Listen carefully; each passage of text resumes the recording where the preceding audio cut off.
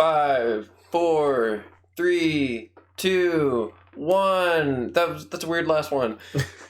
What's up, guys? Hello. Hey, what's up? We're reporting to you in a somewhat live setting, depending on when you listen to this. If you're our YouTube listeners, this will be uploaded at a future time. But if you heard our Twitch, hi, we're live. Hello.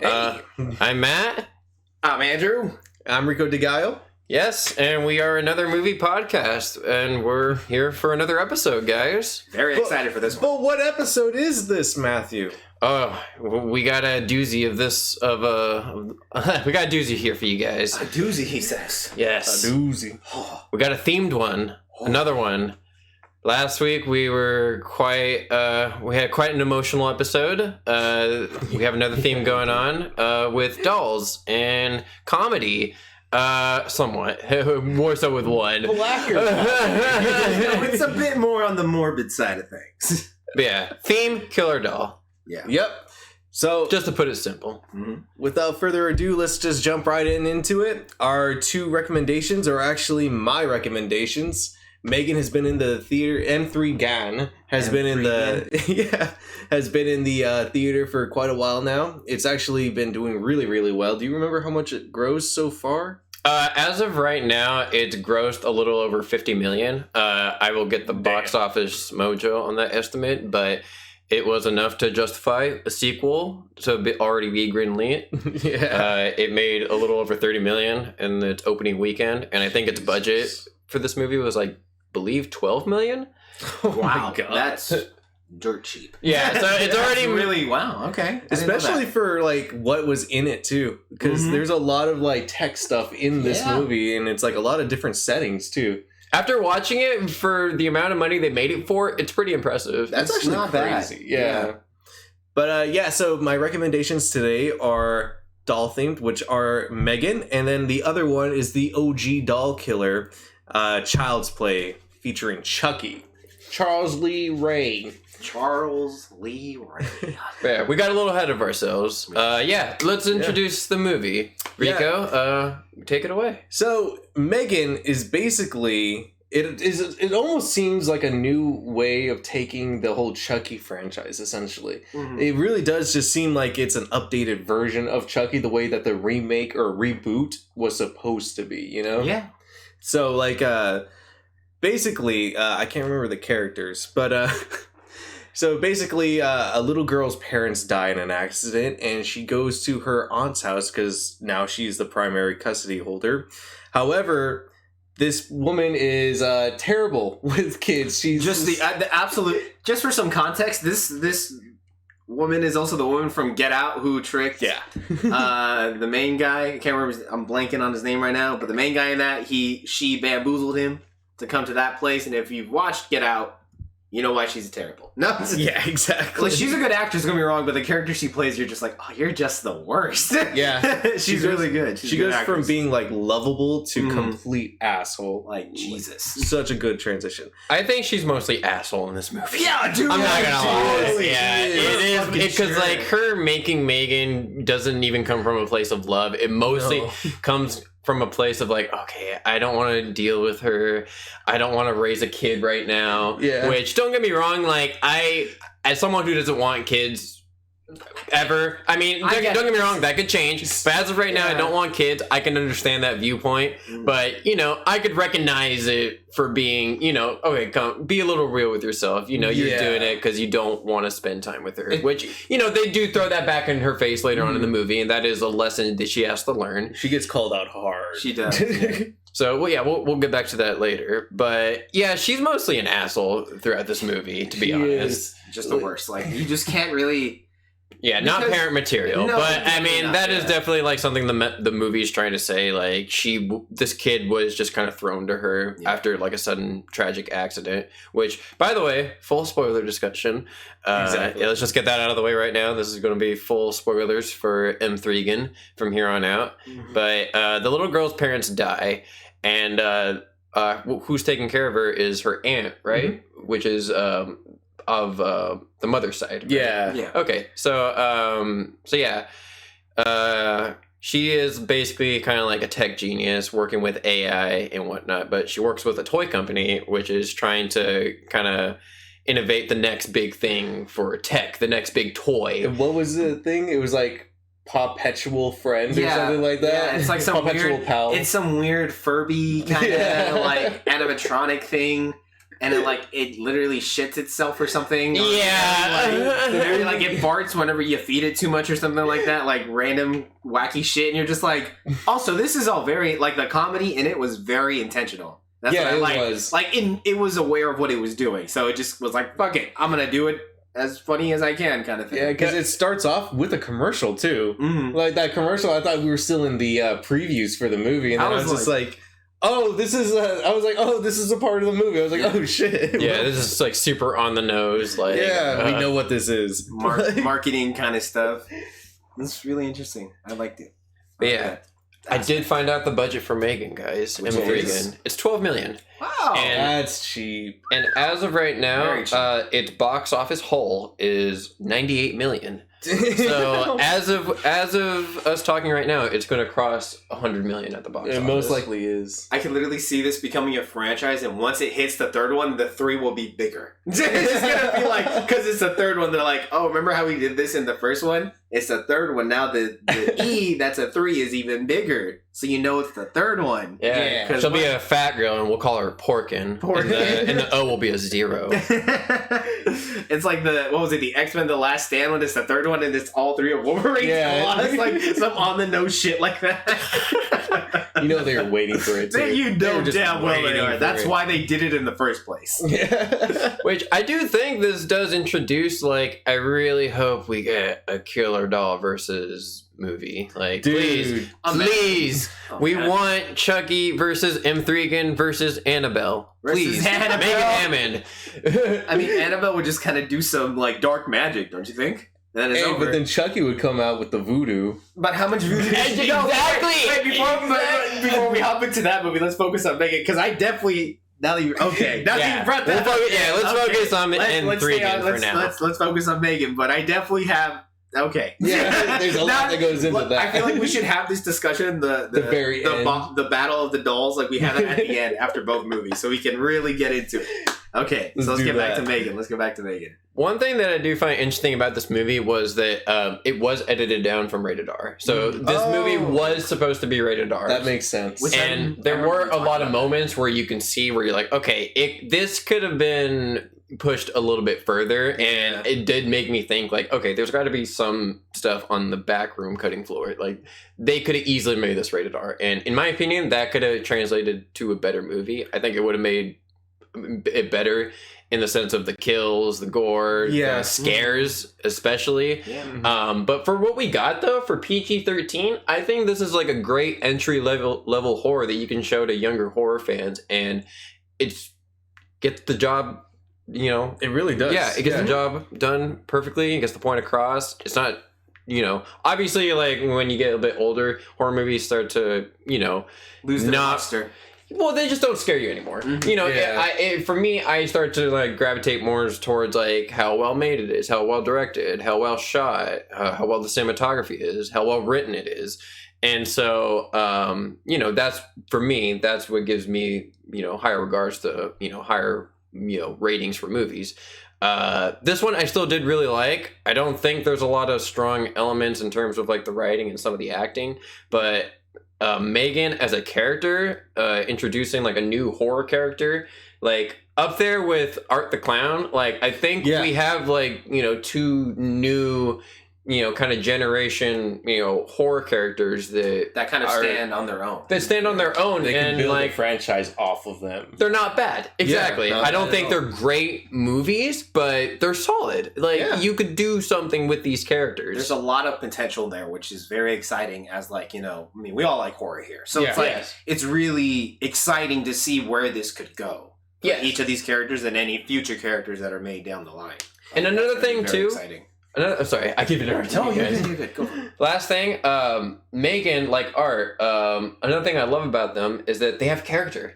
Yes, like, exactly. Like they actually have some personality, and that's another thing like I love about M3GAN, which objectively, like I I don't think this is like a good movie, but like it is elevated by M3GAN. Yes. And I'm very entertained by her. I feel like the acting, because the characters in this movie are actual characters. Yes. Like you have God, I can't remember his name, but he's the boss. Oh my God, Ronnie Chen's character. Yes. I so loved good. his character. He was so fucking like.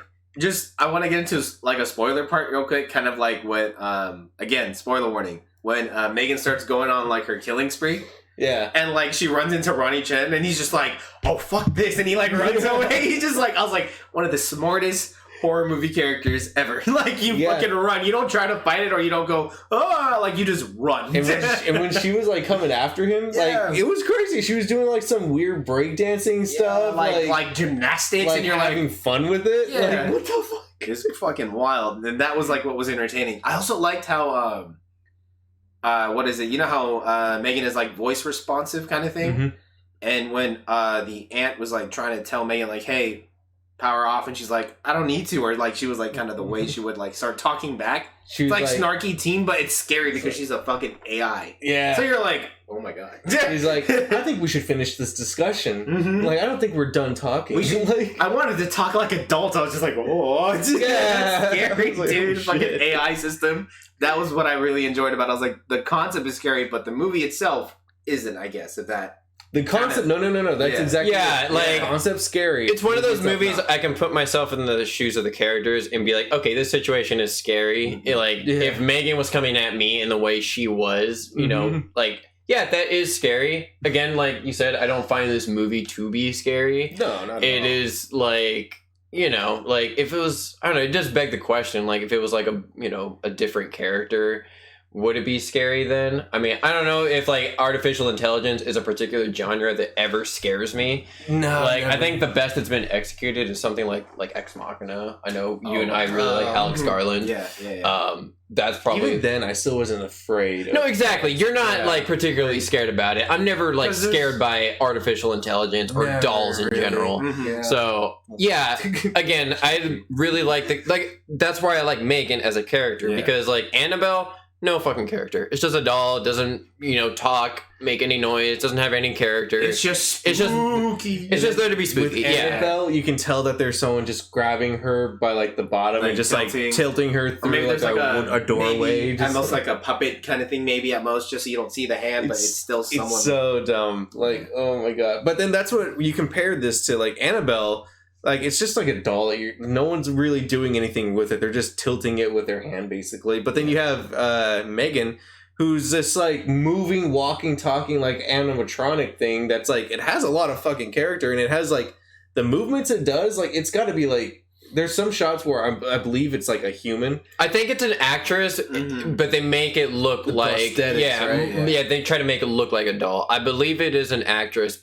M3GAN is an actress. Yeah, it's Yeah. got to be because like Yeah. holy shit. Who I was plays like, M3GAN? Does it say? Yes, Amy Donald.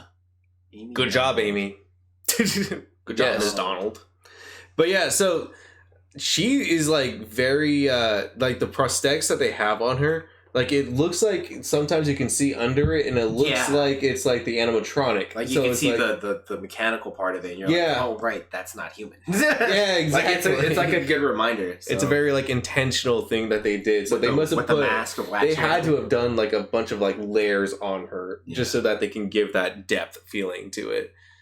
But yeah, let's get into pretty much the characters of like the child and everything like that. What did you guys think of the interactions between like M3GAN and the little girl? What was the little girl's name again? It was Caddy. Cat. And the actress's name is Violet McGraw. Violet McGraw. I love the name Violet. That's such a cute name. It's a very cute name. Love that. Yeah, as far as child acting goes, she wasn't that bad. Mhm. I definitely do think there are sometimes the script is a bit weak at times where, you know, like there's the scenes where it's leading up to her like Rampage or whatever. like there's just some cringe scenes where like the some of the psychological scenes She goes where from like being like a cute kid to like outraged, like to outrage, to being really sad, and you know, again, like that's part of like the aunt kind of being like an asshole and whatnot. And on top of that, we're forgetting the part where her parents just, you know, they died. So it's like Anne doesn't. We mentioned it a little bit. No, but like in terms of like the little girl's character, like why she's acting so emotionally erratic, I guess. Yeah. Like that's sort of, it's like obvious, you know. That's probably why I kind of agree the script is a little weaker. Like some of this stuff is like on the nose. Like when she's talking to Megan about how sad she was about her parents. Like I like that scene in concept, but I just think the writing wasn't strong in that case for me. I don't know how you guys. There is one scene. We'll get to it a little bit later because it's a pretty big scene that I loved. But it's like when you think of like the parents' death, they seem so inconsequential in certain ways because like the aunt does not give a shit. No, because she doesn't seem emotionally affected by it whatsoever. I don't really find her to be like a great actress either. Like I'll be honest, like I had kind of a problem with some of the acting in this. I didn't think a lot of it was too great, especially Ronnie Chang's character, David. Oh, the boss. Yeah, I didn't like him at all. He was just a fun guy. I mean, because I like Ronnie Chen's comedy, like his stand-up, so that's where I'm a little more biased. I don't really look at him as an actor. I look at him as a comedian, kind of doing like a cameo and something. Like when he was in Shang-Chi too. Like he was the guy at the fight arena where Abomination was. Okay. Like he was the guy who was like bus boy. Like that was him too. Oh, yeah. So I'm like, and he's also been in like Godzilla versus Kong, like all these movies, and I'm kind of like, that's fucking Ronnie Chen. How like the hell did he get it? I was like, I just saw you in your Netflix stand-up, and now you're doing movies. Like that's kind of impressive. Yeah, I just didn't like his hamming it up for his performance a little bit too much. I loved it, but I definitely see how it's not for like. It doesn't really match the tone with other characters. Yeah, and it's just like he's like it's trying a little too hard to be like an asshole boss character. It's like a trope, and I just don't really care it definitely for it. Does fall into trope. Yeah, and I know for sure. Yeah, the writing here is like it's really tropey at times. So you're kind of like, okay, but they did it better. And you look at other horror movies like, those guys over there. Those guys are way cooler than you. And it's just like Chucky and the first Scream and Halloween and The Thing, like just like all the horror classics are like, they are better than you. Hey, I do think M3GAN is better than the last Chucky Child's Play movie. Like I do think watch it. I didn't watch that one. I didn't watch the reboot with Mark Hamill, right? He was the one who was in that. Yes, he voiced Chucky. 2019. Audrey Plaza. I did think it was okay, but Megan, I do feel like elevates it a little bit more just because like I like Megan's personality so much in this movie. Yeah. And there are some genuinely good scenes with Megan, which Rico just mentioned one. I think I know which scene you're talking about. Go ahead. I think it's the psychology scene where they're gonna sit down with her and then she starts crying and then you think it's like, oh my god, this is gonna go the worst possible way. But then it goes like, oh, whoa, okay, Megan is actually very sympathetic. She knows exactly what to say to her. Because in this scene, the little backstory on this scene is they're basically have like all of these investors like basically watching this little scenario through a one-way window, seeing like how Megan interacts with the child and how it's going to be like a revolutionary take, and how if this goes well, Megan's like a whole model will be like mass produced essentially. So it would be greenlit for all these backers essentially. So she goes into it and it's just supposed to be like a fun little scene where she's just playing with a little girl, and then you can go out and finish that one. Yeah, and she starts crying. What happened earlier that day where she's very emotionally riled up? It was with the boy, right? Was it the boy? at the fun camp or whatever. That day. Oh, but in this moment, she's actually sad about her parents. No, but that was. No, but like she was emotionally riled up because of those events, though, right? Situation, yeah. And then she starts talking about her parents. Yeah. Oh yeah. Because I'm pretty sure it was that first, and then because we only watched the movie once, guys. We saw it in theaters, and then we probably took a bunch of mental notes and then forgot. Like, that's honestly what. And they're coming back to us slowly. Because I'm just remembering there was that therapist there, right, throughout the whole movie, who was just kind of checking in on the aunt and the little girl. Seeing how she does, like, and how when she first got there, the aunt was like, "Oh, don't touch these. They're not toys. They're collectibles." Yeah. And as like a 20-year-old who has collectibles, I was like, I feel bad, but I get it. Yeah, just like I understand. there's times where I don't. No, I don't want this 4-year-old touching my lightsaber. Get it out. But yeah, in this scene where they're like all these investors are watching their interaction and everything, they're expecting a little girl to basically be like playing with the doll and seeing how it interacts. But then she just starts crying, which throws everyone off. They're like, "Oh fuck!" Everyone's just like, "Oh no!" Like this is gonna be the terrible. Like, "Oh, this is not how we wanted this to go." It's gonna be a flop. Yeah, and then she starts talking. Megan starts like adapting to it. She picks up all the signs, like what's going on with her. So she walks over to her and is like, "What's going on?" She's all like, "I miss my parents and all this stuff. Like my parents are dead." And everyone in the room's like, "Oof!" Like they all like cringe. And then you see Robert Pattinson's Batman in the background. It is something in the way. Just watching her cry about her dead parents. And then Megan like adapts to it. And she just starts saying like, "Well, go ahead and tell me a memory from like your mom." And then she was like, it could be anything. It could be a happy memory, a sad memory, a mad, angry memory. And then she starts talking about this memory, and no one really knows what's gonna happen. They're like, is she gonna be able to handle this?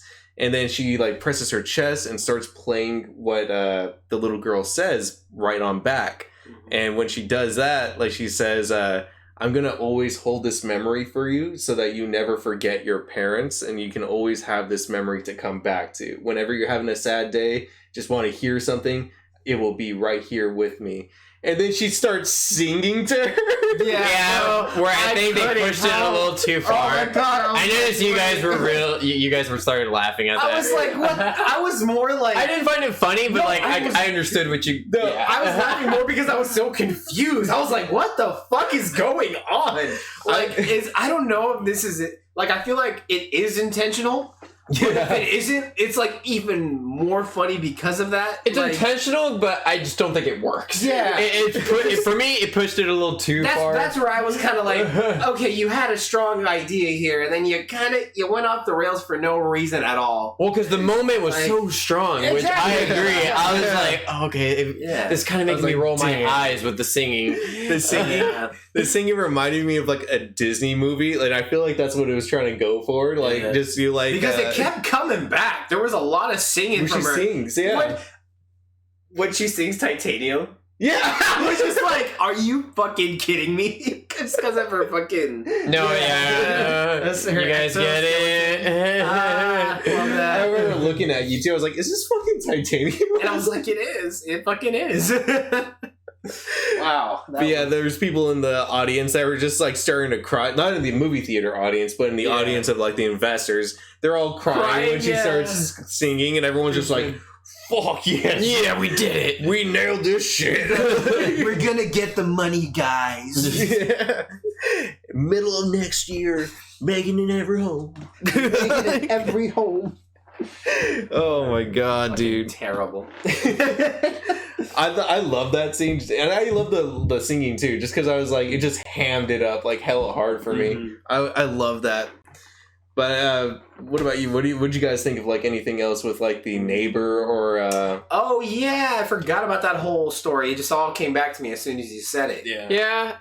It was interesting. I mean, it does make me sad. What Megan's first kill? Why? Why did it have to be? Okay, like spoiler most killers. Yeah, it's first kill was a dog. Unfortunately. Thank God we don't really get to see it or anything like that. Yeah. But yeah, everyone else afterwards arguably does deserve it for sure. Especially that kid, that little shit, which is her next victim. Oh yeah. But yeah, I mean, I guess we can kind of get into the kills, which kind of did leave me like a little unsatisfied, but satisfied at the same time. Like the satisfied part of me does like the PG-13, like pushing it as far as it can go. Yeah. Like when she was pulling his ear and it showed how much it was stretching, I'm like, oh my god. And then she just pulls it off. Because when you think about it, it's like she's applying the tension to like pull it that hard, but it's not hard enough to rip it off. So she's literally like making him suffer before she does. And I'm like, wow. Although, as a viewer, I felt that shit look goofy, man. It did look a little goofy. I was like, that's a little too far stretched. No, exactly. That's like, that was my whole argument of like, they have great concept, but then the writing just kind of takes it a little further down, and you're like, so close. It seems like they toned down the violence to make it more funny instead of just gruesome. Because I feel like if it was rated R, it would have been like hella gruesome. No stretch, just like ripped that shit off. Blood spurting, like it would have been a lot more interesting to see. There is a great rated R version of this movie.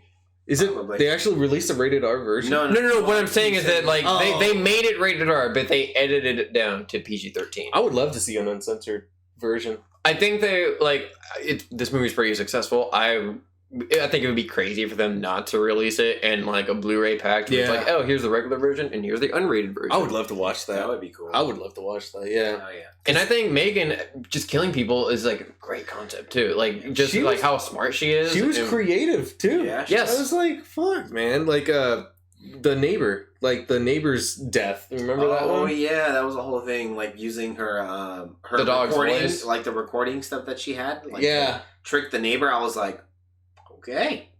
All right. Lures her into a little shed basically and just starts using all of her garden equipment to just beat the shit out of her. Yeah. And then spray acid on her, which they didn't show, but I feel like an uncensored cut would have showed. Yeah. No, yeah. That's what I'm saying. Like the deaths in this are like a positive and a negative because like, yes, like you see that restraint there and you're like, fuck, this is edited down to oblivion. And it's so unfortunate just to appeal to more of a mass audience, which it does seem like it's catching on. I mean, like I said, the movie's making a lot of money. It made it more accessible for a younger audience. I do think this is a great PG-13 horror movie. I don't think it's like some of the best like my mind always goes to The Ring. I think that is the best PG-13 horror movie. The Ring is PG-13? The Ring is PG-13. Holy shit. Yeah, that terrified me. Yeah, no, exactly. I think it is the scariest PG-13 horror movie. It's a new generation of horror characters for the new generation, basically. Which is cool. Yeah, and I think M3GAN succeeds in that context, like wholeheartedly. Does.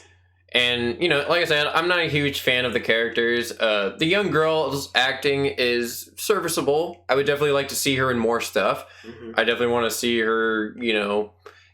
I want to see her with a better script a little bit, too. I definitely would have liked to see the script focus a little bit more.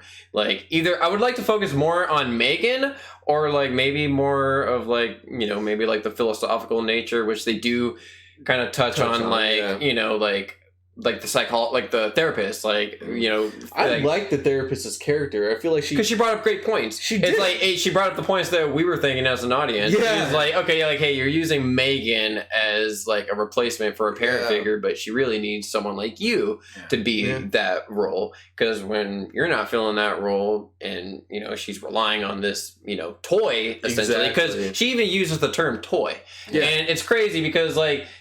The term gets brought up multiple times, but it's obvious that M3GAN is not like a normal, like, you know, toy. Yeah. So, you know, it does bring up, you know, the whole, you know, context of like, you know, what is a toy? What is like, you know, like artificial. A member of the family. Oh, yeah. That tagline made you go, like it made you think for sure.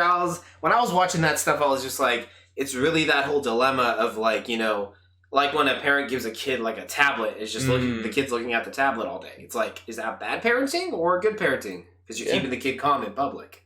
It's like it's like that whole technology will always take like advantage, I guess, of people, like people's attention span more specifically. So like a babysitter essentially. Yeah, more or less. Like and it's always like adapting to your needs. Your like kind of like how social media. We'll change your For You pages and your feeds to stuff that you're interested in, stuff that you like. It's that whole dilemma. Like, it's spooky. Yeah, I like how they kind of showed that the little girl. God, what's her name? Violet's character. Caddy, I think. Caddy. Let me see. I have that. Yeah, it's Caddy. Yeah, Caddy. I have the IMDb. Caddy or Katie? It's It says Katie. Cady. I don't know however you pronounce it. Katie, Caddy. Violet McGraw. Violet McGraw. Little girl. Her, little girl. I like that one better. So, yeah, I like how in the beginning of the movie when she's with her parents, it's showing her, like, kind of just ignoring her own parents to play on the little tablet. No, exactly. Showing that, like, even then, even though she was like confined to the screen time, like 30 minutes a day and everything, she was still like just hyper focusing on this and rather would just do this instead of listen to her own parents, which shows like how her personality did not change even afterwards. When she got a bigger, better toy, she threw more and more into it because it was way more interactive. So it was like, I like how they just showed that. There's that because there's that context that the therapist didn't have. Like her parents are already kind of putting technology in her face and keeping her distracted. Except there was just a limitation. And with the aunt, she was just kind of like, I don't care. All the time. The more time you spend with this thing, the more you pair up with it. The more it like focuses all of its like settings to your needs and how to like calibrate and everything. And it just shows. It also, I like that the whole tablet scene because it also shows that it could be any kid. Any single kid could be in this situation where they just substitute their parents for this toy, and then the whole. It was also brought up in an argument later on with like one of the coworkers, but it was like, where it was like, all right, but then if you have the toy being able to do all this stuff, then where do you as a parent even parent? You know, and I really like that because it addressed like a big freaking issue with like a lot of that, and it also shows it like how modern day society really does parent people through tablets and like games and stuff like that. So it's that whole argument that the Netflix series Black Mirror is always bringing up, like technology is becoming a bigger and bigger factor within society in general. So it begs the question: is society using technology, or is technology like using society? It's like it brings up all these kind of questions, like where do we draw the line between, you know, actual people and then online and social media style life,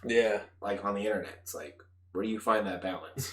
So I find it's brought up more interestingly in Black Mirror, obviously, but I like how there's another movie that's garnering success, kind of like Ex Machina, where you're acknowledging it, like it's a real question you should keep asking. This is like Ex Machina for babies. Exactly. Ex Machina for dummies, and then it's just on like not dummies. I said babies. No, but you know how they have those books, like it's like you're a dummy, but it's just you don't know anything about it, so you're considered a dummy. That's how I always look at those dummy books. I'm like, I'm not really that stupid. I'm a dummy when it comes to like astrophysics. Like, I don't know.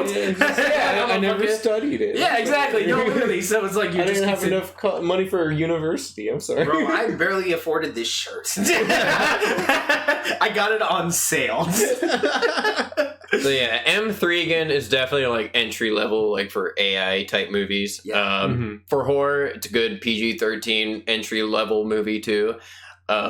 I mean, yeah, I thought this movie was still good overall. I do like all the themes that you guys brought up with like the parenting aspect and all that. I wish it would have focused on that a little bit more instead of like kind of like devolving into like an, you know, just a typical kind of like, you know, oh, I'm going to kill everyone movie. Like I'm just a killer AI doll. I wish it was a little bit more, you know, had a little bit more complex, you know, more things to say instead of just like devolving into like a killer doll by the end. I don't know. I just thought by the end there was like a lot of dumb moments, especially like when M3GAN has, oh my god, I keep forgetting the mom's or the aunt's name. Aunt Kathy. I don't know. I have that IMDb up. Aunt Gemma. And Gemma. That's it. No, right. Such a. But yeah, she has like Gemma pinned down to the coffee table, and then Caddy comes out and she's like, "Oh, Aunt Gemma, is that you? I thought I heard M3GAN." And like M3GAN's holding her down to the table, and she's like, "Don't you say shit! I'll rip your fucking head off. Yeah, I'll end you right now." I'm like, oh Jesus! And it makes you go, how does she not hear it? Yeah, I'm like, how does she not hear this? She's basically talking at the same volume. So she could hear M3GAN with the door closed. You can even. But once she opens the door, she doesn't hear M3GAN saying, "I will rip your fucking head off." Like, and it's like so weird too because like the way it's shot too is really weird. Yeah, you can clearly see she's holding her down because the shot is supposed to be in the point of view of the little girl, but you can clearly see she's holding her down. And like fucking doing this, and when it clips to, I know that we whispered it when we were saying what M3GAN said, but in the moment, M3GAN's voice didn't change, like in pitch, when it clipped back and forth. So it was just like, how does this little girl not know? And also, she's always like clinged to M3GAN, so why didn't she like open the door, see M3GAN, and then just immediately run up to her, you know? Yeah. So it's like, it's so weird. Another thing too, another thing that kind of irritates me about like AI movies like this too is that like for me in my mind, like the AI is so smart to the point where it can kill our characters, and I feel like M3GAN is smart enough to kill all these characters so easily, but of course some of them have plot armor. Yeah. So like a lot of these situations don't just devolve into having no tension for me, because I'm like, okay, I know they're not going to die because these are our main characters, PG-13. This is not going to have a grim ending. So it does kind of irritate me with that, and like especially with the restraints of this not being rated R. I do think this could have been like a better movie, like I don't know, I could have rated this a lot more higher if it was better in a little bit of those aspects, but damn, this could have been a great, rated R, honestly, doll movie, and I still think it's good for what it is, but damn, it could have been better, and it does make me hope that maybe the next one will be like that. I don't know how they'll treat the next one, because, I don't know, they probably liked how successful this PG-13 one was, because I think they're gonna having that younger audience. I'm sure M3GAN was trending on TikTok and whatnot with all those dance moves and whatnot. I'm sure you can edit a lot of songs over that dance. You could. Yeah, you definitely could. But yeah, I don't know. There's not really much else I really want to say about the movie. Is there anything else you guys want to bring up? I feel like I'm pretty burnt on this movie, to be honest. I'm good. I got everything's out of the head. Yeah. So we'll get into ratings. Do you want to go first, or we'll just do Sure, I wouldn't mind going first. I'll keep this quick. In terms of horror, I don't think it's like really that scary, but it is entertaining and well made enough to, keep me entertained. I don't love some of the writing. I think it could be a little bit tighter. Like I said, with fighting AI characters, I think M3GAN is smart enough to kill our characters very easily, but of course plot armor. But whatever. I still think it was a very entertaining movie. I thought some of the kills were pretty violent for a PG-13 movie. This is definitely something I can show, my niece and nephew, and I think it's a great entry-level horror to show younger horror fans. I think it succeeds in that capacity. Does leave a lot to be desired. I hope there is an unrated cut where we get to see more of these kills in more violent detail. So I definitely would rewatch this in the future. I would like to get a Blu-ray copy where it has that unrated version, but I think this movie succeeds as what it was going for. M3GAN is a great new horror character. I could look to and be like, all right, this movie is a good starting off point. Which a lot of horror franchises, they have a good or great first movie, and then they dissolve into kind of territory. Obscurity. Levels sometimes. I definitely think this one has the potential to get better.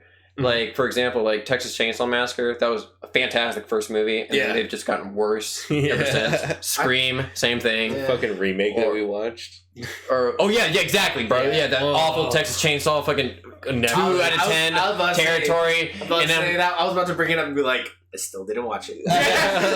Don't need to, my dude. The one movie I got out of watching. That's the only movie to this day all of us didn't, or that we didn't watch. Like one of us didn't watch. Like every single movie that we did, at least one of us watched it. Yeah, and it's like, wow. Yeah, me and you watched Texas Chainsaw. That was so bad. Andrew didn't need to suffer through that, but yeah. Anyways, I think M3GAN is a great starting off point for this franchise. It does make me curious what the third one's going to be named. Are we going to have 2 3s in the title? Probably. What's going to happen? Just all 3s. M3GAN, like, or would there be a 2 there? The 3 is the M instead, and then the actual E is still the 3, and it's so fucking ridiculous. Or it could be M3GAN cubed. Like a 3. The cube equals M3GAN. I don't know. This is so off topic, but whenever I hear cube, I just think of Transformers, or Optimus is like, Sam, put the cube in me. I always go to Alien 3. Oh, yeah. But, Autobots, the cube. Back to my rating. I'll give it a 6 out of 10. Yeah, that seems fair. Yeah, 6 out of 10. I was very entertained. I definitely think it can be better in a sequel. Like I said, I think this is a good starting off point. It could definitely be better. And yeah, we'll see where this franchise goes from here on out. I think you should go last. So, I'm ready to rock and roll. Let's hear your rating, my man.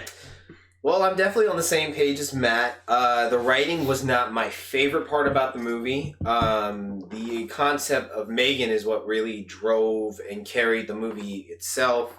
Some stuff was left to be desired, kind of in terms of, like Matt was also saying, the killings and just sort of a lot of the execution of ideas. Some of the acting isn't that great. I still like Ronnie Chen, but again, that's biased. So honestly, I'm kind of on the same page as Matt. I'm gonna give this one a 6 out of 10. Yeah. So for me, there was a lot of scenes that I thought the writing was really, really strong. Mm-hmm. Like, for instance, that scene with that we went over, the one where they're... and that's what I wanted more of, yeah. Yes, that was great. I love the scenes with the therapist, too, where she was, like, calling the aunt out on all of her bullshit and, like, giving, like, context to the whole, like, hey, you have to be a parent. You can't let a toy or a device be a parent. And then I liked that. So...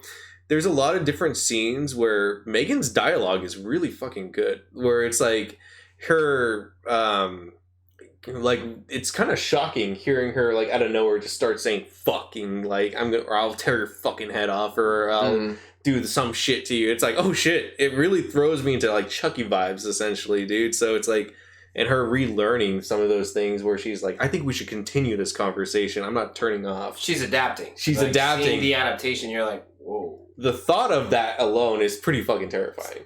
And also very dumb on the aunt's part for not putting in parental blocks or anything like that. Could like that's what I'm saying. Like, you very stupid fail-safe, you could write this in a way where it's easily avoidable, but we need a movie. Anytime I hear that kind of shit where they're like, oh, we didn't put in all these like safety walls or firewalls or whatever, I always think of iRobot, where it's all like the 3 tenets or commandments or whatever it is. And then but yeah, anyway, so I really enjoyed it.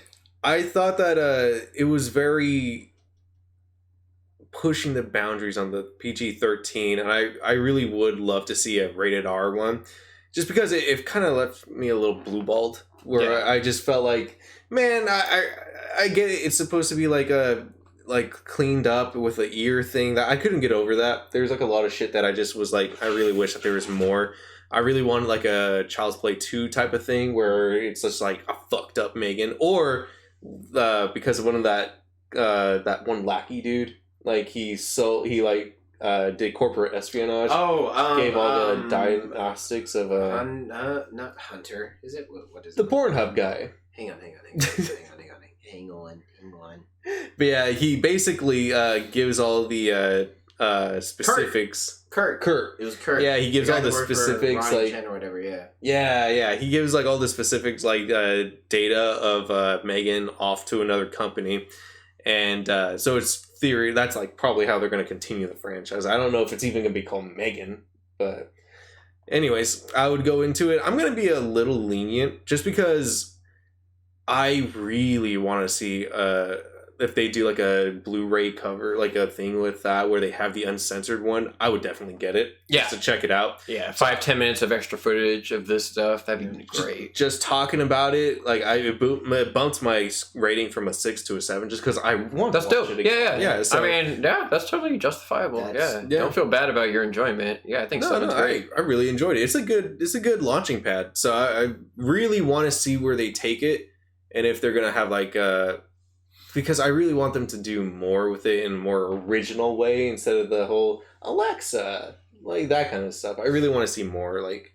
Well, I mean, they kind of hinted at that at the ending, though, right? Yeah. When her memories were downloaded into the that movie's version of Alexa or whatever. Yeah. It shows the device, and it's implying like, okay, she's still around, and that's where I give the movie props, because it makes sense, because throughout the movie you see that M3GAN is already kind of pairing with it, and kind of taking control of the whole house and all that shit, and you're like, uh-oh, M3GAN's just gonna become like a Freddy Krueger type character, but with technology instead of dreams, kind of like Ultron. We'll see. I would like that.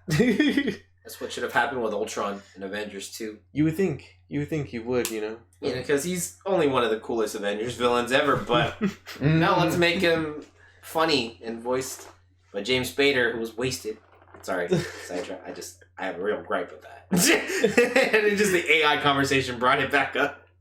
Anytime you can vent your frustrations, take it. God damn it, Avengers Age of Ultron! But yeah, that was our ratings for M3GAN. We got a 6, 6, and a 7. Yes, sir. So Yes, sir. I am very much looking forward to a Blu-ray. But anyways, we'll move on to our next one, which is the OG Child's Play with our OG doll-killing, voodoo-worshipping son of a gun, Charles Lee Ray, also known as Chucky. So, would you actually like to get into this? Like, describe it for us? Okay, well... This is your recommendation. I was kind of like, trying to get out of his own I was like, description. first of all... Caught that on video, Thank too.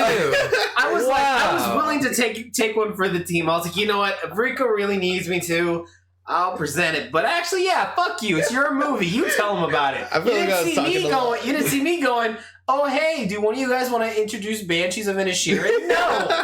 I did it. So do your part. Yeah. The only time I did that was with the trilogy episode, because there's 3 of them. Yeah, 3 it of us. makes sense. That's the only exception where we do that. We're doing this live, all right? Understand, we're making this rule. We only introduce our own movies. The only time we introduce each other's is when there's a trilogy episode.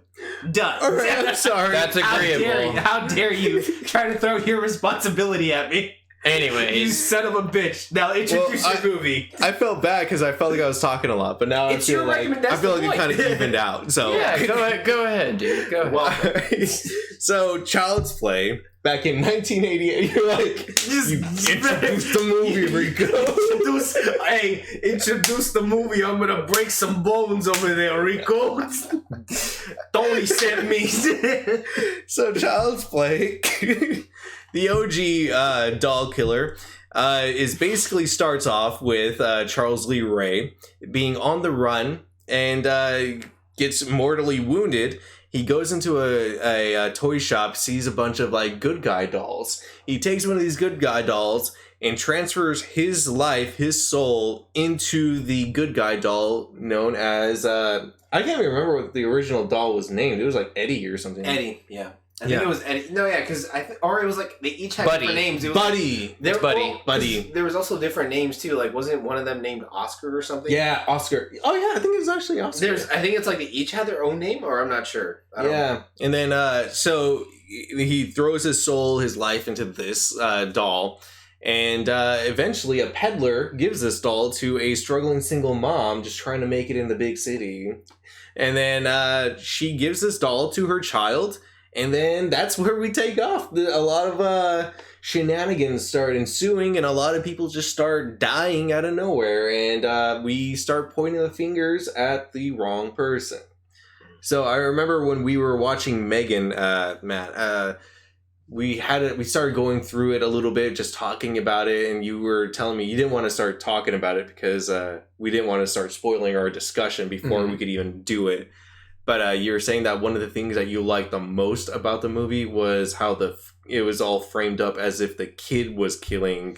Yes. Yeah, that was my major surprise going into this movie because I never watched Child's Play going into this. My experience with Chucky is watching bits of pieces of... I've never watched any of the Child's Play. My experience with Chucky has been like the Cult of Chucky, Seed of Chucky. I've only seen bits and pieces of those movies. I've never watched any of these original 3.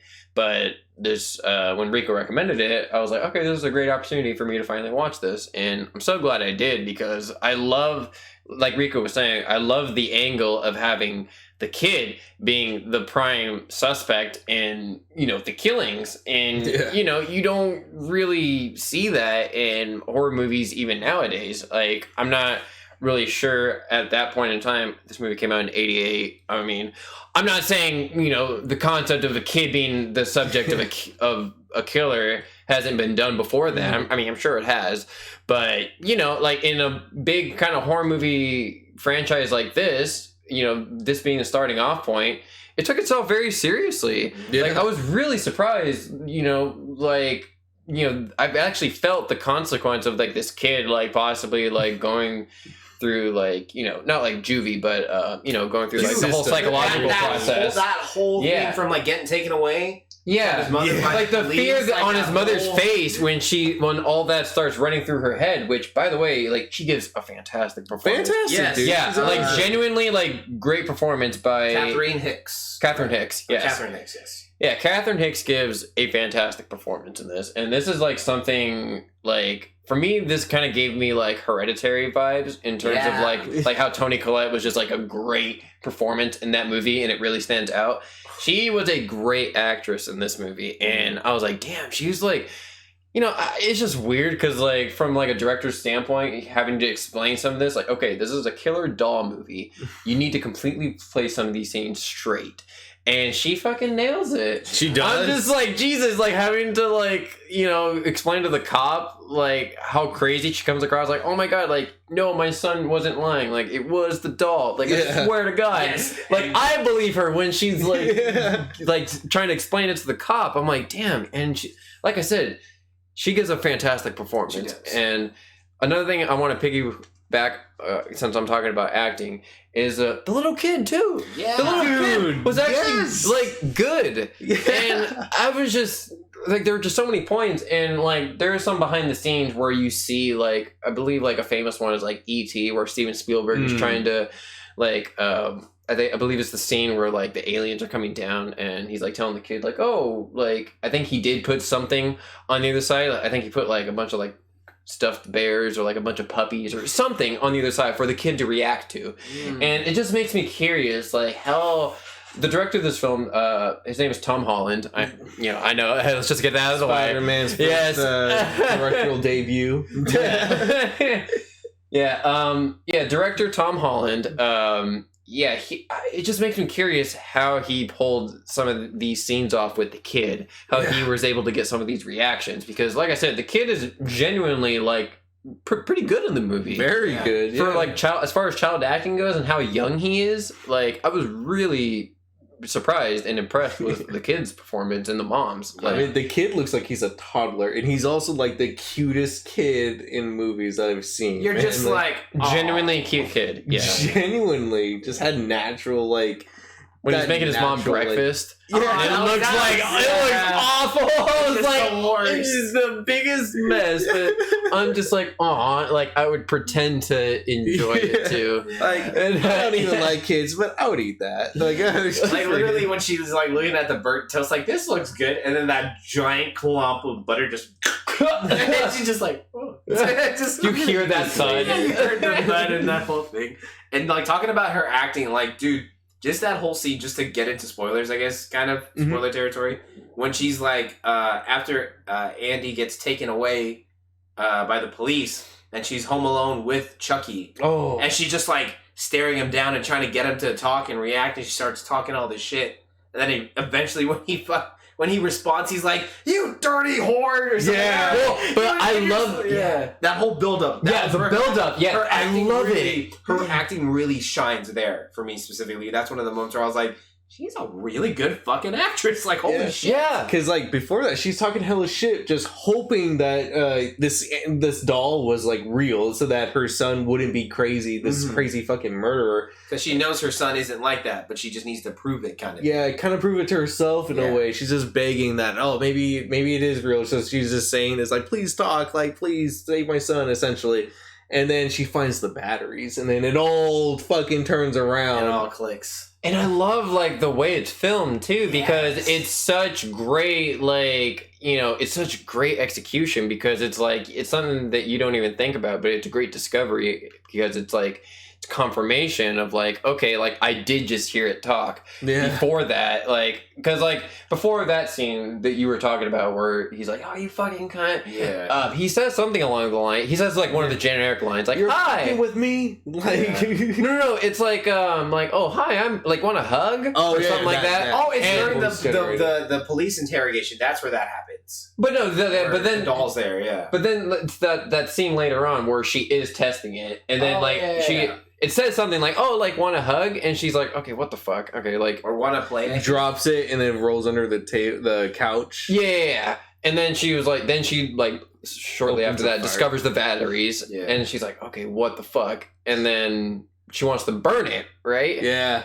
And then that's when you finally get the reaction of Chucky and his face changing like that. Instantly, like going from like the doll to like, "You fucking bitch, I'm gonna fucking kill you, fucking with me," like.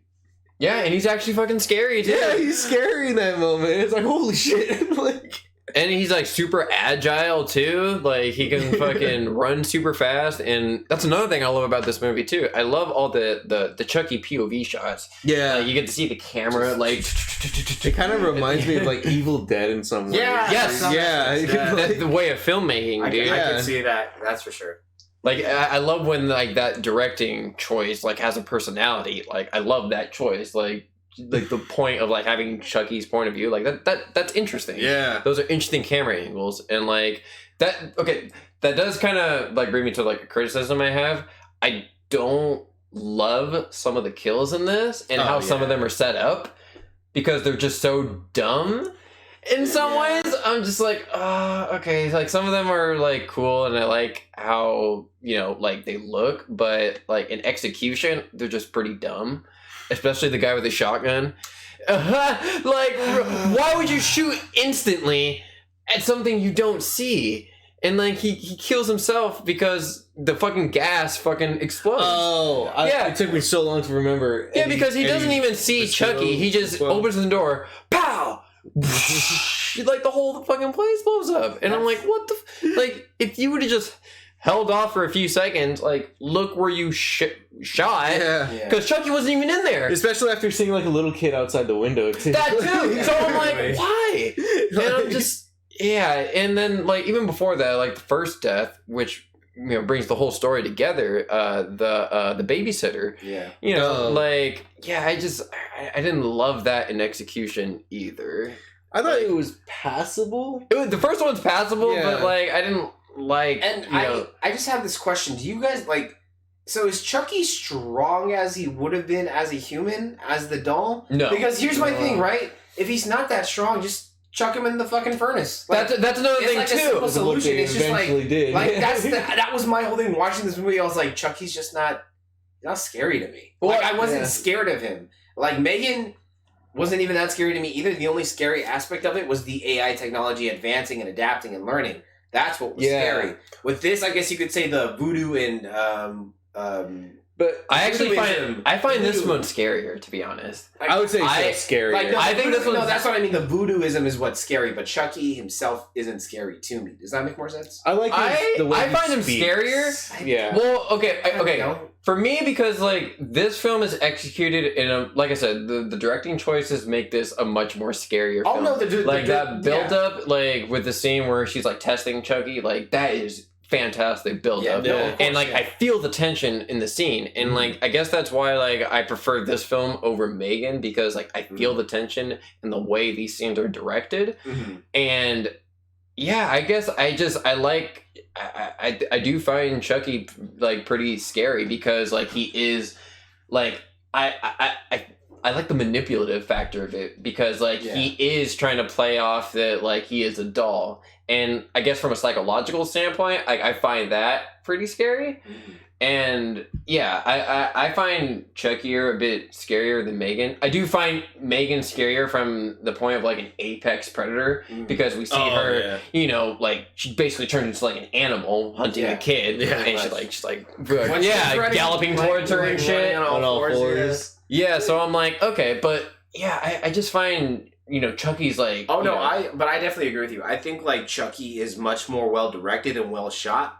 And I do find just the concept of how Chucky was created, that's like what's scary to me. But the manifestation of Chucky is like where I'm like, fuck out of here. Just like you just throw him in. But the thing that they do very like well with Chucky is because obviously it's a fucking doll. You could just chuck that thing. Yeah. However, Chucky always takes people by surprise. He's more like maniacal and tactical. Yeah, because when it's like Chucky against like a little child, like that's on even ground essentially. But then when it's like Chucky against like the detective, he's coming at him with like the cord around his neck while he's driving. He's fucking with him, trying to stab him in the dick. Yeah, that was effective. When I was watching that, I was like, oh my god. Like, it was one of those situations where you put yourself with the character and you're like, that is where you suspend your disbelief and be like, okay, no, this is actually kind of like, that's a scary situation to be in. Whether it's Chucky or just something trying to like fuck with you and kill you while you're driving. Like, it is a little silly, like he doesn't break and just stop, but I'm like, okay, like it is much more tension filled, you know, if he just keeps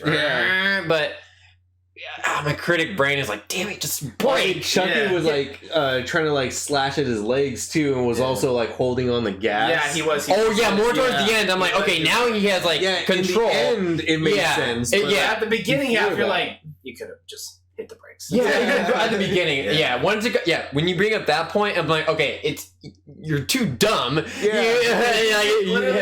it would have been the brake and Chucky's just like, just like crashing out, like what happened. But you know, if there was logic, then we wouldn't have the movie. Like, we all know what we're here to see. Like, but that brings me to another point that I love.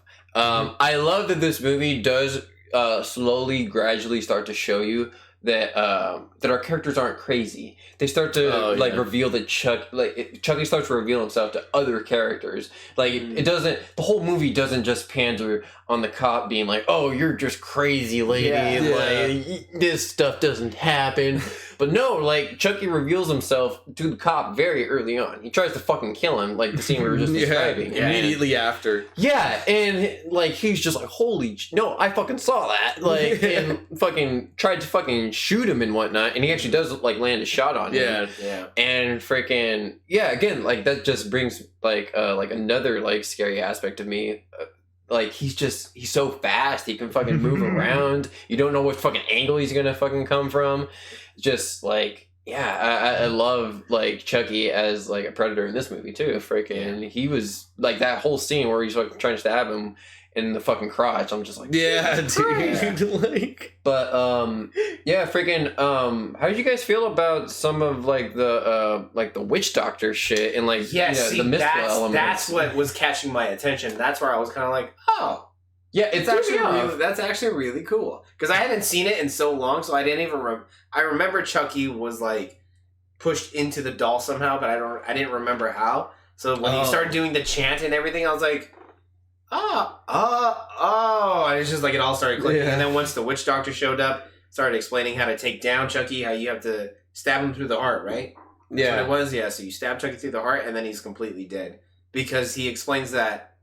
Well, Chucky goes to the witch doctor first, right? And he explains to him, like, why am I bleeding? I thought when you transfer your soul, you, like, become immortal and da-da-da-da. He's like, no. The longer you're in that doll, the more human the doll will become. Then you will be the doll, but, like, as a human. And he's like, oh, I'll remain like this forever and da-da-da. So they explained all that. That's what really caught my attention. I was like, wow. I found it's more mystical. Versus where M3GAN was like technology. So I like how there's a duality between them. Yeah, and that's what really, really caught my attention with both these movies. So I was like, wow, I like this. I like there was an explanation for it. Like, like I don't care how outlandish it is. Like, at least it's something there. And you know, like at the beginning, like okay, I'll be honest. At the very, very beginning of this movie, I did not think I was gonna like this movie. I was like, all right, this is gonna be like maybe like 3 or 4 or 10 out of status. Like I was not liking like the first like 5 minutes only because like I didn't like the sound design at first. Like a lot of the sound design, some of the sound mixing in this movie is a little bit off. It does get a little bit better towards the end, but in the very beginning, it is very sloppy and noticeable. When they're going through the toy store and whatnot, I'm just like, oh my god, the sound design is very clunky and it's a little distracting to me. And when he's doing the whole like speaking in tongues into the doll, I was like, what the fuck is? They're not going to explain this, but they do. Thank God. I was like, okay, they actually do go into like the whole voodoo nature of it, so I do like that. But at first I was like, I don't think I'm gonna like this. The whole fucking explosion because of the lightning strike. I'm like, oh my god, this is so over the top. Like, this is hella dumb. Like, all right, whatever. And somehow the one doll ends up with the homeless guy, which don't get me wrong, like I can forgive that. That's just, you need to write the story in that way. So like that doesn't bother me too much, but like that whole intro with like the lightning strike and the whole cop hunting down what's his name? Charles Lee Ray. Charles Lee Ray. Yeah, I thought that was I didn't love the whole execution of it, but it gets way better after that. As soon as we're introduced to Catherine Hicks and her son, the story picks up fucking considerably. Like I said, I mean, I'm a huge fan of like everything else about this movie. Yeah. Freaking sorry, I'm losing my train of thought. What are some other aspects that you guys were a huge fan of? So I know that Chucky is more so like getting you off guard and like getting you on the floor, basically. Mm-hmm. Like, so if he gets you on the floor, you're kind of fucked. You're like, oh shit, I'm in a tight little space underneath this car, or he just slashed my leg open, or something like that. But the one that kind of really stuck out to me, because I completely forgot that he killed someone with like essentially voodoo. Mm-hmm. He used the little voodoo doll to kill the witch doctor. What'd you guys think of that? Because that shit was I thought that was awesome. It was because it introduced like another interesting aspect of this universe. It introduced a surprise in this movie that I wasn't expecting. Again, I didn't expect this movie to focus on the angle of like the kid being the main suspect in this. The crux. Yeah. I didn't expect that. And like again, this movie introduces like those voodoo aspects that I did not expect. Like this movie had a lot of like interesting aspects that I wasn't expecting, and it did elevate the experience for me. So I thought that was really cool. I don't need that shit to be explained because like they already explained it and established it beforehand. That death makes sense. Alright, cool. Voodoo kills our fucking game in this universe. That's pretty cool. I like that, to be honest. Really cool. Just to sort of like, piggyback your point, I think it was really cool just how it was sort of left vague in terms of explanation, and that's what makes, I think, sort of like the idea of like mystical dread that much cooler, because it's like you can't explain what's happening. All you can do is just figure out how to stop it, or you succumb to it. It's one or the other. So I always found that more mystical voodoo, like cosmic horror stuff, way more interesting, because it's like olden kind of horror. Yeah, Druid and like you don't know monsters, and there's no 100% concrete explanation for how it's happening or why it's even possible. So I always found that stuff really cool, like really fucking cool. Like that was my whole driving force to enjoy this movie, because I'm like, all that for a killer doll. That's really cool. Like it could be the simplest concept, but it could just be elevated in so many ways. Whether it's like directing, writing, acting, like all those factors really play into why I think I'll just say this. I think this movie for me was better than M3GAN. Like I agree with Matt. I think this was the much better, higher quality made movie, even though it was made way back in the day. So it goes to show some movies are just timeless. So it's cool. Like with this movie, you can obviously see why an entire franchise was built off of it. Because like during this time, no one would have taken like a doll like as like a viable like movie IP, villain. Yeah. So it's like seeing how like this very like good guy type of doll, just like his face just starts like molding, becomes like really ugly when he actually speaks what he wants to say. And like the language that's coming out is like, oh my god, like fucking, he's calling him like a fucking bitch, you slut, you fucking like all this stuff. Like he's just like hella vulgar, and it's like seeing that come out of like a doll like that, especially when he's like running around and shit. I just, whenever there's that running around, it's just like, oh, so that's where Family Guy got Stewie's running bit from. It's just kind of like, because when you think about it, that's how Stewie runs. He does the no, I can see that. Honestly. Yeah, like it's funny. Like it makes you think about that. It's cool. Oh my god, dude! But is there anything else that you guys want to really talk about? Go into on it? Matt, anything? I'm solid. I got nothing else. I don't know if either one of you. Like I said, I really do. Again, I really like how this movie like shows all of its characters. They're like, hey, Chucky's real. He is like alive, and like even by the end too. Like I love the end sequence where it does the other detective finding out. Yeah. Okay. Actually, there's one criticism I want to get into. the kid traveling everywhere, like unsupervised completely. That shit is insane. In New York, I'm like, even if he is being guided, towards the end, he isn't. And I'm just like, okay, this kid has way better, admittedly better navigation than me. Yeah. I'm like, Jesus, this is embarrassing. It's New York. It's a grid system, motherfucker. I know a John Mulaney reference when I hear it. Hi, I'm John Mulaney. I love that. John Mulaney's a great comedian. Go check out John Mulaney. That's another quick recommend, sidetrack thing. John Mulaney, he's hilarious. He voiced Spider-Ham in Into the Spider-Verse. Peter Porker. My name is Peter Porker. I'm not in on the joke, guys. You need to see John Mulaney. Just watch some John Mulaney stand up, then you'll get it. Former writer of Saturday Night Live. Yeah, SNL writer. Yep, he's out there. Anyways, back to the movie. The kid, has fucking fast travel. All honesty, I'm not gonna talk shit because when I was a kid, I went all over town. Like, I went all over town, dude. But at that age, what the fuck were your parents doing? What? Well, I mean, it was very loose parenting. Because I was like, I was 6, 7, and I was hanging out with, like, a bunch of friends, and then also, like, 14-year-olds over in, like, Central in Lodi. So you know how Central is and shit. So it's like, I was going all, like, in alleyways and shit, playing in mud, and then also, like, with gangbangers that I was that age, too, and, like, I was... Okay, maybe not like 8 or 9, but like when I was like around 10, my parents gave me a lot more freedom, and like I can see that, but I thought he was like 6 or 7. He's 6. He's 6. So in my head, I'm like, that's a little too young to be traveling. It like, was these a different time, man. During this time, I used to throw oranges at cars when they would drive by, like skid it off the floor and like hit the bottoms. Kids are assholes, and kids were also like.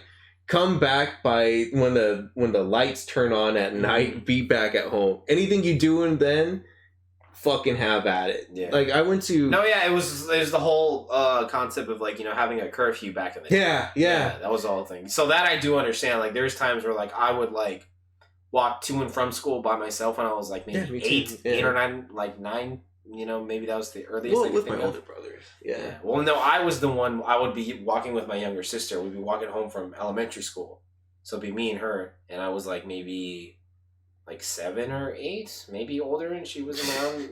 I don't remember.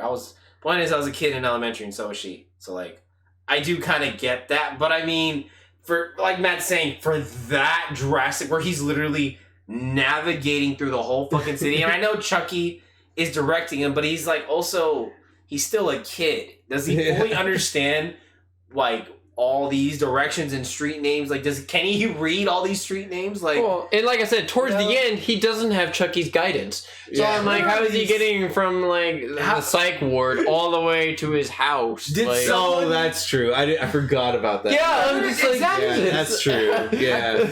I don't know. That's where I'm like, all right, movie, whatever. 108th. I need to get to 47th. But one scene that really stuck out to me was when the little kid was in the psych unit.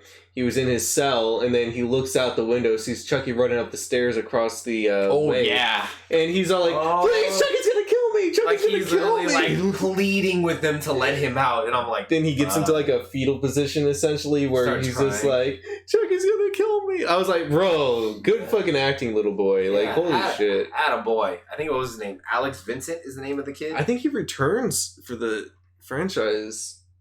I think he does. He does. He played because he's in Child's Play Alex too. Vincent? Yeah, Alex Vincent, because he's in a lot of them. He's in Child's Play, Child's Play 2, Cult of Chucky. Yeah. So he does come back in multiple ones. Yeah. Interesting. He's Andy apparently in the new show from 2021 to 2022. Like he's in. Like, I remember that. Yeah. I forgot they had a series. It looks like he's been in most of them. That's the thing with the Child's Play movies, Chucky in general. Is that they have like such a dedicated cast that are like so on fucking board with this. Just doing it every time. Jennifer Tilly later on, like she's just like constantly like ride or die. She plays the bride of Chucky, right? Yeah. And then the next one, jeez. Seed of Chucky or Son of Chucky, Seed of Chucky. They have 7. Yeah, there's like 7 in that franchise, and this reboot, like Child's Play. And they have a series on Sci-Fi too, which I don't even know what that's connected to. That could be its own separate thing too. That's new. Cult of Chucky is when there's like 3 of them in this. There's Cult of Chucky, Seed of Chucky, Bride of Chucky, Curse of Chucky. Curse of Chucky. Those are the 4. Yeah, I don't know what order, but Child's Play. I only watched the first one, and then I think Curse of Chucky is when I started getting into it as a child, which scarred me as a child. But that's when it started taking more of like a wacky fucking turn, like started becoming like kind of slapstick, more kind of Yeah, slapstick. Child's Play is when it was serious, and it took itself seriously, and it was just kind of a more dramatic and darker tone, kind of. Not as lighthearted as it got. Well, I wouldn't say lighthearted, but more energetic. Yeah, it got more energetic as the franchise progressed, which is understandable for that kind of like franchise to kind of go down that kind of route with the magic and the voodooism. And you could do voodooism. You can do it in a lot of different like tones and adaptations and all that kind of stuff. So makes sense. I understand because it's like also the turn of the century too. It's like late 90s, early 2000s. Like that's just how like Scream kind of prepared everything else to like kind of be taking that kind of tone, that meta tone of like things. So I understand it. I mean, Chucky has a lot of personality too. He does for sure. Even in the first movie. Yeah, like I think it is like a great, like it's a great starting off point for a franchise and this character, and it also has a great ending in this first movie. Like even if they wanted to end it right here, it has a great complete packaged ending, which I think is great too. Which brings me to my earlier point, which is like where every character gets to see this character alive. Even this like side character who's a cop who comes in at the last second. Because even then you think the movie's going to go like, oh hey, like you guys are all crazy. Like even the cop character who is like, no, I saw it. Like, all right, like even like this side cop character is gonna be like, oh no, like dude, you're crazy. But then even he sees Chucky alive because Chucky tries to kill him, and I'm just like, oh, thank you. This is how you end a movie with a character like this. I love like I hate when movies like treat the characters like they're fucking crazy, and then by the end of the movie, like, oh well, it was all in your head. Like it never happened. Yeah, like the officer, like the law, in the eyes of the law, you're fucking crazy. Like I love, or they don't even focus on it at all. Yeah. Some movies just drop that completely, and they're like, all right, well it's wrapped up, no resolution whatsoever. And what I like about that angle too is like it's kind of like because the detective says, "Do you believe me now?" And then the other detective says, "But who's gonna believe me?" Yeah. And it's like, oh man, they're gonna be considered. All of them are gonna be considered crazy now at this point. It's like. But at this point, it's better that there's some knowledge of Chucky being real. Like, there's enough of it in the movie where you're like, okay, it's like, at least they know they're not crazy. Yeah, maybe they can finagle a story. They're like, oh yeah, Charles, it ends on a positive note. Yeah. Like, are they gonna like? It was Charles Relay the entire time, and just like he was using the doll, but we got rid of the body, or like he got shot off a ravine or something, or he fell off the bridge. Got away. He's still out there. Yeah. Like, well, one day we'll catch him. I promise you that. This is probably something detectives would say. The investigation's ongoing. But yeah, I'm pretty much good off of that. Do you guys want to get into ratings? Yeah. I do want to get into my ratings, but one last thing I want to mention. Okay. This movie has one of the most badass one-liners when they're about to burn Chucky, and he's all like, "Don't burn me! Like we're friends To the end. This is the end, friend." Yeah. Damn. Yeah. I was like, fuck. I was like, let's go, Andy! Yeah, I was like, my boy! That was actually a good line. Yeah. The kid sold it. He said it was like a kid who's like a badass kid among other badass kids. Yeah. Like, he's the baddest of the bad. I was like, that was a surprisingly great one-liner. And then just chucks him in there. Chucks him in the fucking just chimney. Throws a little match in, burns his ass. Yeah, he's actually screaming and in pain. He's in pain. Like he feels it. You're just like, Oh, yeah. Yeah. Like, oh my god. And I love how like the whole end sequence is just him being more melted and deformed and more fucked up, and but he's still trucking on, and you're like, wow. Yeah. And then after that, like I said, the other detective guy comes in, and then he's still trying to kill him. Yeah. Like, I'm just like, he's like, suffocate him, murder him, kill them all, and you're like, oh. Yeah.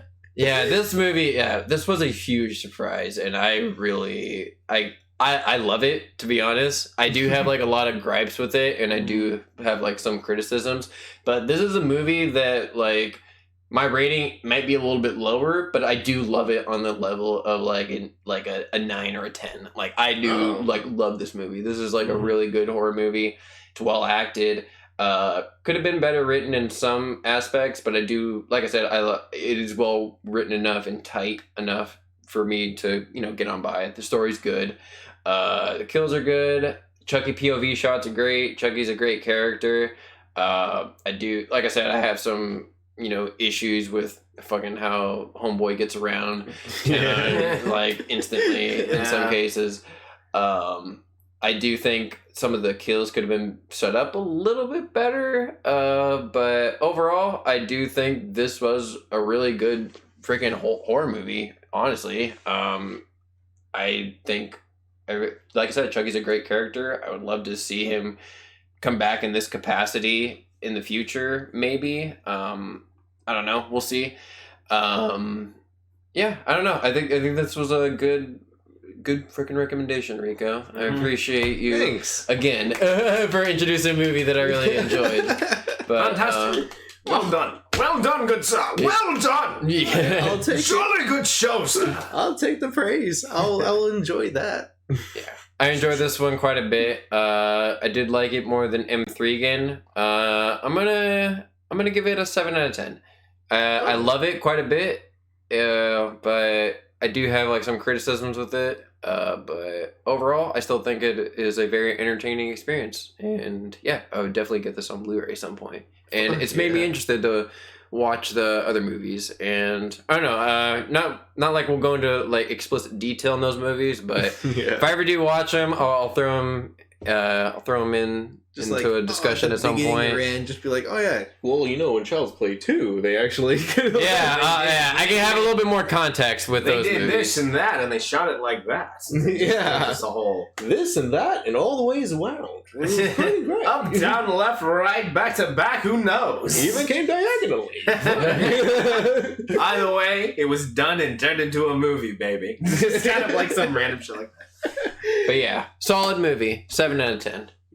What about you, Andrew? I mean, honestly, you kind of just took all the words out of my mouth. I feel exactly the same way. I like a lot. It's like my thing with M3GAN, or M3GAN. Like, there's a lot of cool concepts, but then there are times where, because I have my suspense of disbelief just turns off, and then my functioning critical brain turns back on.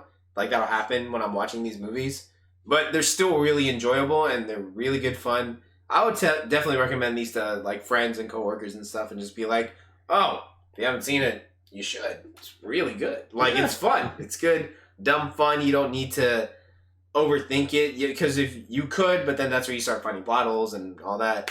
So, with all that being said, I'm gonna give it a 7 too. It's good, really fun, entertaining. It wasn't 100%. There were groundbreaking ideas in it when you think about it, but it wasn't really groundbreaking itself, I guess, if that makes any sense. Yeah, I mean, like I said, I gave it a 7. I definitely think it could have been executed better. Yeah, exactly.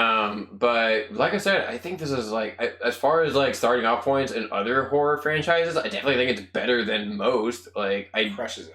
I would put this above like The Conjuring, or like M3GAN, or even the original Nightmare on Elm Street, which I'm not gonna lie, I don't like that movie. Which, really? Yeah, that would be an interesting discussion. Wow. I don't like that movie, to be honest. So. Yeah, I'm sure we'll have a chance to do that one eventually. Like, Definitely.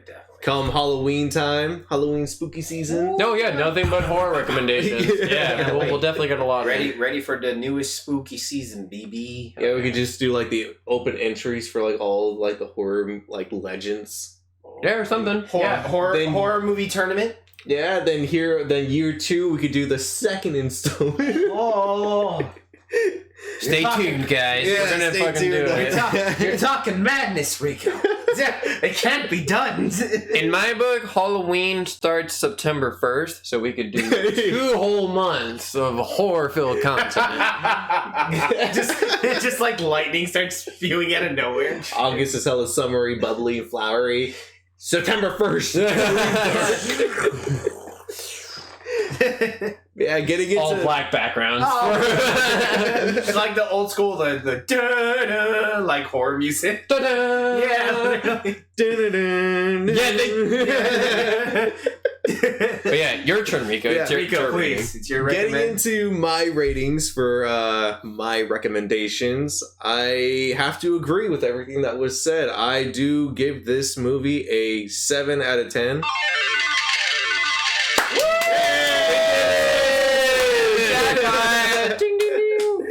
Nice. All right, now give me the money, Rico.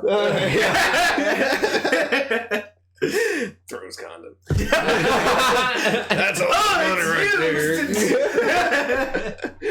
But yeah, so I definitely really freaking love Child's Play. I watched it like way back when I was a child, and it terrified me. That, and then also Curse of Chucky, Bride of Chucky, fucking horrific. Scared the shit out of me when I was a child. And watching it again, there's a lot that I can appreciate about it. Because I completely forgot that he actually, like, continuously uses voodoo throughout the movie. I was just like, oh shit, yeah, that's right. He's constantly trying to transfer his soul out of the doll to the kid because that's his first person he told. And then also he kills the fucking witch doctor with voodoo. And I'm like, fuck, I kind of wish he does more of that. Like, I would have liked a little bit more. Yeah, like, damn, that's a really obscure, like, kind of thing to have. power in movies. I'm like, damn, I really wanted to see more of it. But writing wise, you could do a bunch of wacky shit. yeah, like, even if you like dive into the whole like background of voodoo, I'm sure you could increase his like variety of like tools at his disposal. I'm like, hell yeah, do it. That's true. Yeah, I know that eventually later on in the franchise he gets more like creative with his kills, and it's like it gets really cool. Actually, yeah. From what I remember from like the second one and then maybe the third one that I saw, it definitely it gets goofy. I will admit, like as it progresses, but you see the attempt to have more creative kills there. Like you see that. So I mean, in this one, he attempts to kill someone with a car, vehicle, strangulation and everything. He blows someone up with gas. He electrocutes the doctor. Voodoo kills the witch doctor. Like, he actually does some pretty good fucking kills in this. Not gonna lie. He actually does some pretty good kills. it does. It's not, like, over the top. Maybe with the doctor, his eyes go, like, blood red for a second and then go back to normal, which I didn't like. But, yeah, so a lot about this movie I just really enjoyed. Seeing how vulgar Chucky goes the moment he's like found out by the mom took me off guard. I forgot he was like that. I was like, oh shit. I was like, that was a great moment. Yeah, I love the way they configured his face to move and everything. Obviously there's like an actor in those like more like physically demanding scenes where he's like running around or some shit. Mm-hmm. But I like how they even shot it so it was like far away, or if it was like looking up from underneath a grate and you just see him like running. But there's a lot about this movie I really enjoy. That's why I give it a 7 out of 10, because it is the OG fucking doll killing machine. And you can obviously see where M3GAN came from. The entire inspiration of M3GAN was Chucky. So it's like, it's not even like they're not even trying to hide it either, which is like, it's fine. Yeah. It's not even, they don't need to. Like, we get it. We know where this is from. Like, fuck yeah. Yeah, even with M3GAN's like personality, like because she does get personality eventually, where she's just like it sounds like Chucky but smart. It's like technological Chucky. Yeah. So I'm just like, that's why I gave this a 7 out of 10. I really enjoyed it. I'm glad I remembered Chucky to even begin with. Hey, that's again timeless. Yeah, honestly, I can see why a franchise was built off of it. Timeless. Yeah, and like I said, I mean, I never watched it before, so like this was a fresh watch for That me. surprises me. Yeah. It's like our horror aficionado. I'm surprised you didn't. Yeah. I mean, there's still a lot I still need to catch up on. I mean, I still need to finish up the Nightmare on Elm Streets, some of the later ones. There's like the later 2 or 3 ones. more. Yeah. There's like 7 of them, dude, or 8 of them. Stop it. Yeah. You leave that where it belongs, in the garbage. Okay. Hey, at least it didn't take Jason levels of fucked up, where it's like Jason in space. I mean, That's true. I mean, yeah. they're doing Ghostface in New York now. I mean, so That's gonna be interesting. What? I mean, I heard yeah, Scream 6. The Scream. They're 6. making another Scream. Yeah, but it's Yes. like apparently it's a whole different killer or whatever. Like I didn't see the last one, so I don't know. But apparently he's gonna be chasing. I think it's like Jenna Ortega's character, like through. Jenna Ortega, really? I think she was in the last one, She I was in the believe. last one. She was. She's getting work, man. Since Wednesday, all the other shit she's been doing after. Blowing up, man. You know Holy what? shit, I didn't good know for her. she was in was Iron Man 3. What? Was she? She played the vice president's daughter or granddaughter or some shit, the one with the missing leg for the extremist shit. Oh, That was her. shit. I didn't notice. I didn't know either because I gotta look that I up. think I saw some like social media post or some random article on social media saying like, oh, Jenna Ortega was actually in Iron Man 3. She played da da da da da. And I was like, She's Oh. in the MCU. MCU confirmed. Wednesday crossover confirmed. Yeah. Wednesday X MCU crossover. But yeah, I think we're all good to wrap up. Yeah. Yeah, I think Anything so else you guys too. want to add in or not? I just want we can just get my recommendation. Yes, I believe yes. it's me next. We forgot. We almost forgot again. No, it's okay. Let's hear it, Matt. Yeah, so we talked about M3GAN this episode, so I believe the next movie coming out next week will be. Well, I'll bring that up in a sec, but While you're doing that, I Oh! forgot to add your video at the I end. know. Oh dude, my because God. when I said it, I was like, "Why did I bring that?"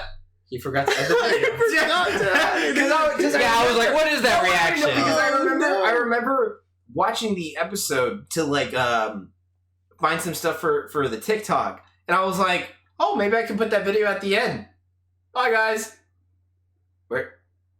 Where's Where my is part? it? I was like, "Where's my fucking part?" I filmed this shit. I directed it. Where's my piece of cinema? I forgot to text you and tell you, hey, this isn't a big deal or anything, but you kind of forgot to add my video at the end for my recommends. You should just throw it on the YouTube channel, just his video alone. oh my god, Hey guys, just wanted to let just you completely know. out of order. Rico fucked up. You dick. Of course, it was my Was this because I called you a pussy during the John Wick episode? Is that why? I said we were all pussies. That TikTok I'm a made me laugh pussy so dude. hard. Hey, but yeah, follow our TikTok. Yeah. Oh yeah. Wait. Let me pull up the name because I changed it. Like, here, I'm gonna move. So yeah, the movies that we will be discussing. Oh yes. Sorry. No. As Rico and Andrew were entertaining you guys, gave me time to look up movies for the next episode. So the new movie of the week will be Missing, which is directed by Nicholas D. Johnson and Will Merrick. And then my recommendation is going to be a movie called Scanner Darkly, directed by Richard Linklater, and it stars Keanu Reeves, Robert Downey Jr., Winona Ryder, What? yeah, and a few other people. Woody Harrelson, yeah. What the hell? I've never watched it. It seems very interesting. I saw it on YouTube the other day for free. So yeah, I think it would be an interesting watch. Oh. It is a animated sci-fi mystery-esque movie. Wait. Is this our first animated I movie? was about to ask. Is this our first animated movie that we've done? It might be. Because I don't think we've done anything else, have we? No. Yeah. Okay. Yeah. This might be our first animated movie, guys. All right. Well, actually, okay, just throwing this out there. For the new movie, if it's not missing, it might be Puss in Boots 2. We might do a double. I was actually thinking about doing that for mine, like for my new release. Yeah, I mean, we could do either or. We can either do Puss in Boots or Missing. I do want to see Puss in Boots. Do you have the theme that I recommended in the group chat? The what? Do you have the theme in mind that I had recommended in the group chat? Where it was Puss in Boots 2 and Garfield? Oh, God, no. No. Oh, wow. Maybe I didn't want to see that one. I get it because they're orange cats. Yeah. Wow. I like mine so right now. No, I'm kidding. It was just a joke I made. No, it's okay. I know. No. Let's do it. Yes. We need some shit on the podcast to talk about. Yeah, Garfield would be great for Our guest host will be Atlas. What did you think of Garfield, Atlas? Just pure silence. How many meows out of 10? Ooh. Just a ooh. Same, buddy. Same. So Atlas has a good taste of film. A depressing single meow. Just. So would you guys be cool with Puss in Boots 2 and A Scanner Darkly for a double animated feature? Yeah. And then Actually, Missing could be maybe for your next one? Is Missing a new release? It's the upcoming release coming up this week. Oh, it's coming out this week? I think it's already out right now, but it's the next big movie. Oh, shit. Yeah. Because I feel like we watched almost everything in theaters. Other than Skinamarink. Well, yeah, that's one I really want to watch. But Oh, this one. Huh? I don't see why not. That one or Skinamarink or something. I don't know. But yeah, well, okay. As of right now, yeah, Puss in Boots 2 and Scanner Darkly. If anything changes, we'll be sure to let you guys know. But yeah, as far as I'm concerned, I think that's pretty much it. Let's just get all of the things we need to plug in out of the way. Yeah, just make sure to follow us on Instagram or TikTok, Facebook. Yeah, give us a like. Tell your friends about us. We need more followers. We would love you guys 5 ever if you could bring us more people. Look, I'll do anything. Just follow us, please. Just follow us right here at YouTube. Oh yeah, you can kind of see it right here. Okay, this is visual sense. Right, Yeah. right. No. For the people that can hear us, yeah, I am pointing down to this little display in front of me that says "Follow our YouTube." It says another movie podcast. It's over here. I'm trying to. Yeah, I'm trying to get it. Follow us at Another Movie Podcast on YouTube. Yeah, give our podcast a listen. And yeah, I'm Matthew. And yeah, we'll see you guys next time, or hear you guys, or both. Also, follow Practically Done. I swear to God, we will make videos for that soon. Yeah, we're having a really bad time with delays on some of the products. So that's the major issue. And, our bad with, that delay. It's not our fault, but yeah, we'll keep updating you guys on that. It will be addressed. We're going to come up with some cool shit. I swear. It will be cool shit. I swear to God, it will be some cool shit, alright? I agree. This man is right. We will get it done. You will see our practical effects. You will be practically amazed when we're done with you. We're practically almost done anyways. We're almost there. So yeah, that's pretty much it. And make sure to follow us on the TikTok, because the TikTok, before I forget. Oh yeah, you changed the name, didn't you? I did. I changed it to at Another Movie Podcast. So it's all written down instead of it's all written down instead of just the old school name. We got the new one. Yeah, updated. We're also going to update the Instagram name too in a couple weeks once we have permission to do so. Yeah, it restricted me from changing it because I changed it twice within a short period of time. Technical difficulties. We'll get it worked out, guys. Don't you worry. But yeah, stay tuned for next week. Puss in Boots 2, Scanner Darkly. So yeah, have a good one, guys. All right. Bye-bye. Fuck yes. Yeah, we did it. We nailed this shit. We're gonna get the money, guys. Middle of next year, making it every home.